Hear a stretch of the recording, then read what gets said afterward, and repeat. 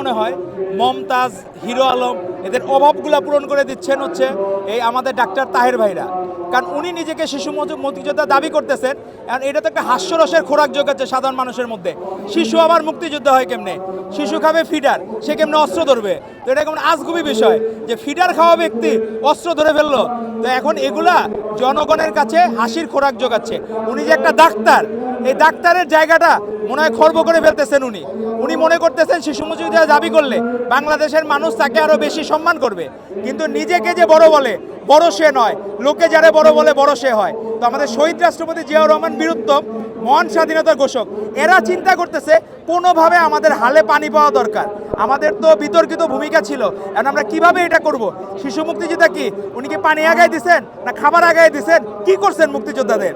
তো নাকি উল্টা চর মেরে আসছেন মুক্তিযোদ্ধাদের? আমরা তো জানি না কি বিষয় করছিল, আর উনি তো যথেষ্ট ম্যাচিউর ছিলেন ওই সময়। তো শিশু মুক্তিযোদ্ধা কিভাবে হইলেন এটা একটা চিন্তার বিষয়।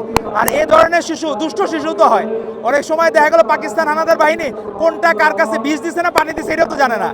হানাদার বাহিনী কি দিছে, আর হানাদার বাহিনী দিছে না মুক্তি বাহিনী দিছে এটা তো জানে না। বা মুক্তিযুদ্ধের যারা সপক্ষের শক্তি উনি তো জানে না যে বাচ্চা মানুষ কোনটাকে আগায় দিছে, কোন বিপদে ফেলছে। এখন এই অন্য জায়গায় যে দেখা গেল যে আপনার ছোট ছোট সাইজ আলু মনে করে হয়তো বা ককটেল লাগাই দিছে বা বোমা আগাই দিছে, এটা তখন জানার উপায় নেই, টিয়ার সে লাগাই দিছে। এখন এই বিষয়গুলা বাংলাদেশের মানুষের কাছে হাসির খোরাক যোগাচ্ছে। আপনারা দয়া করে হাসির পাত্র হবেন না। আপনারা যদি মনে করেন ৭১ আপনাদের ভুল ছিল, আপনারা এখনও জাতির কাছে ক্ষমা প্রার্থনা করেন। আর আপনারা যদি ক্ষমা প্রার্থনা না করেন তাহলে বাংলাদেশের মানুষ এইবারও কিন্তু আপনারা স্বপ্ন দেখতেছিলেন যে আপনারা নির্বাচিত হয়ে দল গঠন করবেন, সরকার গঠন করবেন, কিন্তু আপনারা কখনোই বাংলাদেশের মানুষের মন জয় করতে পারেন না। আপনারা সবসময় নিজেরা কিভাবে টিকে থাকবেন, যেমন স্বয়ং জামাতের আমির তার বিষয়টাও পরিষ্কার না, সে ৭১ তার ভূমিকা ছিল। আর আমাদের নতুন প্রজন্মের মুক্তিযোদ্ধা ভাইরা আছে, এরা আবার যোগ দিয়েছে যারা স্বীকৃত রাজাকার তাদের সাথে। তো বাংলাদেশের মানুষ মুক্তিযুদ্ধের সত্যিকার ইতিহাস জানে, তারা জানে মুক্তিযুদ্ধের মহানায়ক ছিলেন শহীদ রাষ্ট্রপতি জিয়াউর রহমান বীরুত্তম, এবং এটাকে কখনো আপনি হেয় প্রতিপন্ন করতে পারবেন না।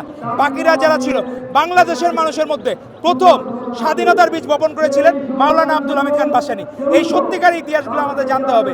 শেখ মুজিব কখনোই বাংলাদেশের স্বাধীনতা চান নাই, উনি চেয়েছিলেন পাকিস্তানের প্রধানমন্ত্রী হইতে, উনি চেয়েছিলেন বড় রাষ্ট্রের প্রধানমন্ত্রী হওয়ার জন্য।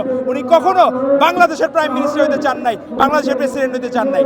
সেজন্য যারা এতদিন রূপকথার গল্প লিখেছে ১৭ বছরে, সেই বইগুলা এখন বাংলাদেশে এখন নাকি কেজি দরে বিক্রি হইতেছে, তারপরে মানুষ নেয় না। কারণ এই বই রেখে কারণ মিথ্যা এই বানোয়াট গল্প, বানোয়াট সিনেমাও হয়েছে। আপনার অল দ্য ডটার সেলার কি সিনেমা করছে এরা, এইগুলা সব কার্টুন ছবি হয়ে গেছে। আবার হচ্ছে মুজিব কি যেন নেশনের কারিগর বা এরকম কিছু একটা মুভি, সে তারার যারা কলাকুশলী ছিল তারা শুধুমাত্র মুজিব বন্দনা করার জন্য এই কলাকুশলীগুলো করেছে। তো বাংলাদেশের মানুষ এই ধরনের স্বঘোষিত শিশু মুক্তিযোদ্ধাকে দেখতে চায় না, সত্যিকারের মুক্তিযোদ্ধাদের দেখতে চায়। ধন্যবাদ আপনাকে।